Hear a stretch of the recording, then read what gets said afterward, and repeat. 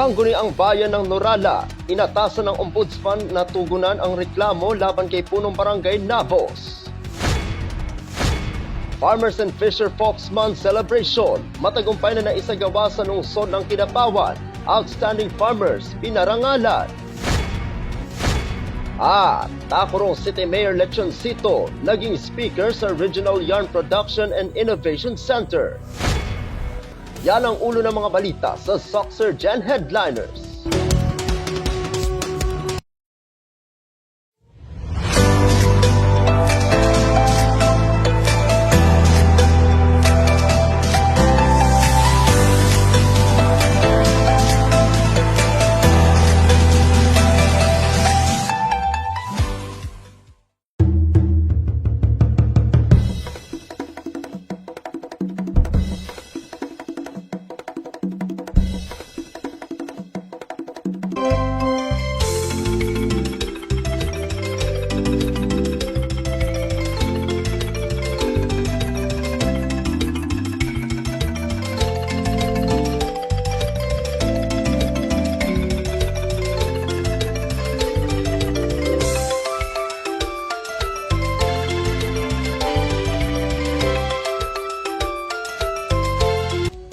Magandang araw, South Central Mindanao. Narito na ang mga pangunahing balita sa Soxer Gen Headliners ngayong Mayo 31, taong 2024. Sangguniang Bayan ng Norala, inatasan ng Ombudsman na tugunan ang reklamo laban kay punong barangay Nabos. Narito ang ulat. Inatasan ng Office of the Ombudsman Mindanao ang Sangguniang Bayan ng Norala na tugunan ng inihaing reklamo laban kay punong barangay Annabel Nabos ng Barangay Poblasyon, Bayan ng Norala, lalawigan ng South Cotabato. Nakasaad sa ipinalabas na desisyon ng Ombudsman na inatasan nito ang SB na imbestigahan ng reklamong administrative adjudication na inihain ni Jansky Michael Fitzgerald P. Castro laban kay punong barangay Nabos.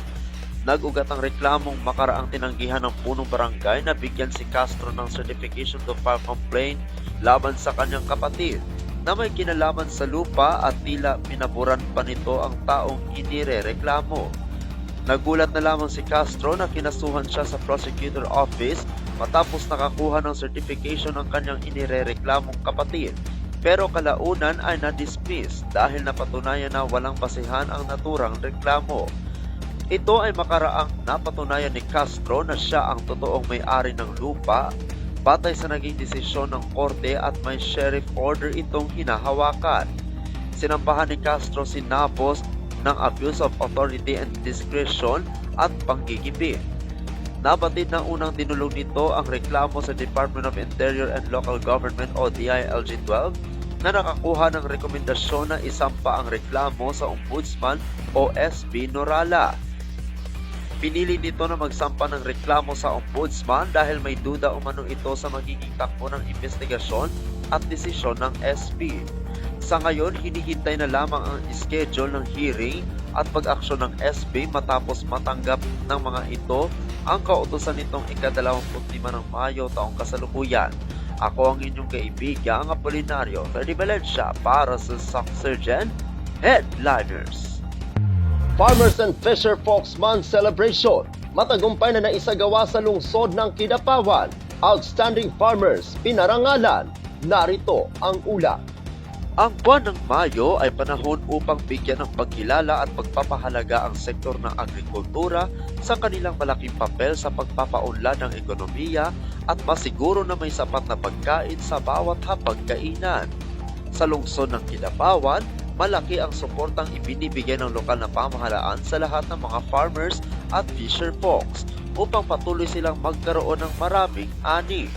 Mas maraming ani, mas maraming pagkain para sa mga Kidapawenyos at kalapit na mga munisipalidad. Ibig sabihin, nasa payak na pamumuhay, malaki ang tsansa na walang magugutom.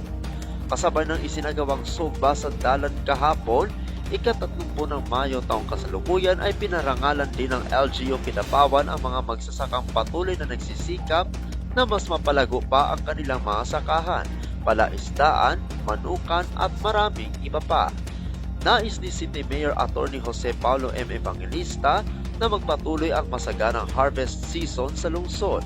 Kaya mismo siyang bilang alkalde, ang personal na nakikilahok kasama sina Vice Mayor Melvin Hila Mata Jr., City Councilors at Barangay Officials sa mga programang alam nilang makakatulong sa mga magsasaka. Masaya rin si Mayor Evangelista na bukod sa masasarap na prutas ay unti-unting nakikilala na rin ang lungsod ng Kidapawan sa tilapia at hito na inaani dito.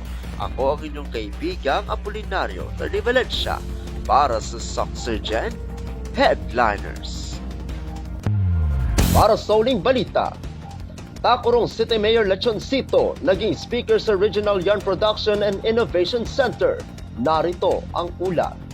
Naging guest speaker si Tacurong City Mayor Joseph George N. Lechoncito, MDTPA, sa itinatag na Regional Yarn Production and Innovation Center o RYPIC, na kung saan todo suporta ito sa Regional Development Council 12, lalo na sa co-chairperson sa Macroeconomy Development Administration and Finance Committee o MEDAF. Naganap ang aktibidad sa Hotel de Viajera, lungsod ng Coronadal, at ito ay nagsilbing Stakeholders Conference at Operational Planning Workshop. Dumalo sa aktibidad ang mga kinatawan ng iba't ibang sangay ng pamahalaan tulad ng Department of Agriculture, Department of Tourism, Department of Trade and Industry at National Economic Development Council, at meron din mula sa Sultan Kudarat State University at University of Southern Mindanao.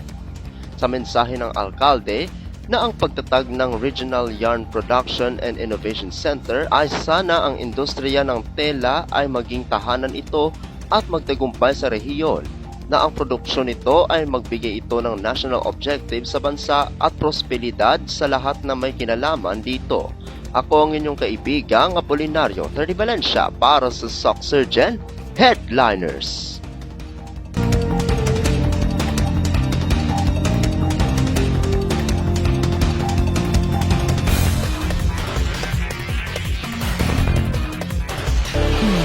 At yan ang kabuuan mga balita sa araw nito. Mga balitang kailangan ninyong malaman, balitang walang tinakampihan, balitang totoo, balitang may dalang aral at inspirasyon. Ito ang Soccer Gen Headliners. Hanggang bukas, maraming salamat at magandang araw, kaibigan.